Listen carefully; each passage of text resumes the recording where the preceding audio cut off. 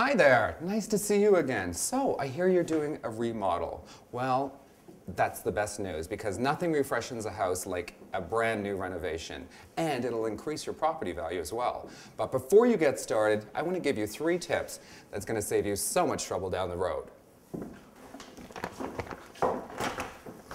Okay kids, tip number 1, it's the obvious one, budget. You have to take a realistic approach. So let's say you just watched that movie, Something's Gotta Give, and you love the kitchen, but your budget is $10,000. Well, guess what? Something's gotta give. What's really important is you take a realistic approach and talk to your contractor and figure out between the two of you how you can achieve your desired results and with the budget that you have. The second tip on the topic of contractor is a tough one. Like a great rumor, the best way to find a contractor is word of mouth. Talk to your friends, talk to your family, talk to your hairdresser, talk to your psychic, whoever you need to talk to them and get a referral. Because honestly, that's the best way to go.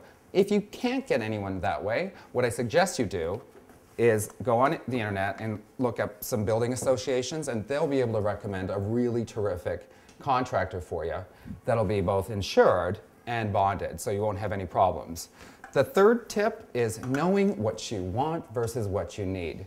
You may think you want the beautiful marble countertop, but the reality is, if you're the kind of person that has a wine and cheese party the night before, and the next day is when you clean it up, well, guess what? You're gonna wake up to a big old stained mess, permanently. So maybe the laminate was the way to go for you. And oh, here's the bonus tip. If you really want a great result, hire a great interior designer. So, if I've said it once, I've said it 1,000 times. Interior designers are composed of 3 different things. 1, technical ability. 2, creativity. And here's the tricky one. 3, a therapist. Now, I'm not saying that all clients are whack jobs, but they each come with their own degree of difficulty. Now, dealing with difficult people is an art on its own. This may sound like an Oprah moment, but the first line of defense in dealing with difficult people is knowing yourself. You have to be grounded.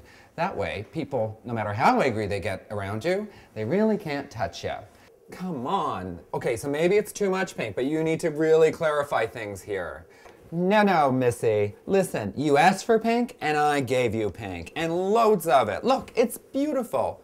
It's beautiful. Got it? You also need to be a little psychic.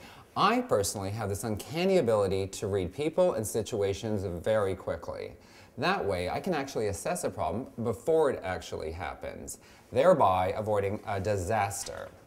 And typically, when people become emotional or upset, the reason is because they are not being heard. I listen very deeply to my clients.